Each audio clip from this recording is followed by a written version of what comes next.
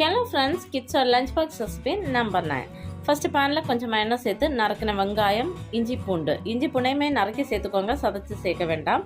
அப்புறமா கொஞ்சமாக உப்பு சேர்த்து வதக்கிக்கோங்க. ஒரு கப்பில் 2 முட்டை, கொஞ்சமாக பெப்பர், கொஞ்சமாக உப்பு சேர்த்து நல்லா கலக்கி வச்சுக்கோங்க. வெங்காயம் வதங்கினதும் இதில் மிளகாய்த்தூள், அப்புறமா சிக்கன் மசாலா இல்லைன்னா கரம் மசாலா சேர்த்துக்கோங்க. சேர்த்த மசாலா எல்லாம் வதங்கினதுக்கப்புறமா நறுக்கி வச்சுருக்க தக்காளியை சேர்த்து நல்லா குழையிற அளவுக்கு வதக்கி எடுக்கலாம். அடுத்தது நம்ம கலந்து வச்சுருக்க முட்டையும் சேர்த்து வறுத்து எடுத்துக்கோங்க. அப்புறமா சாதம், உப்பு, அப்புறமா கடைசியாக மல்லி இலை, கொஞ்சமாக பெப்பர் சேர்த்து நல்லா மிக்ஸ் பண்ணி இறக்குனீங்கன்னா சுவையான முட்டை சாதம் ரெடி ஆயிடுச்சு. கிட்ஸோட டிஃபன் பாக்ஸே காலியாக வரும். கண்டிப்பாக உங்கள் குட்டீஸுக்கு ட்ரை பண்ணி கொடுங்க. அப்புறமா பிரேக்ஃபாஸ்ட்டுக்கு ராகி தோசை தான். இது கூட ஒயிட் சட்னி காம்பினேஷன் ரொம்ப டேஸ்ட்டாக இருக்கும். கண்டிப்பாக ட்ரை பண்ணி பாருங்கள்.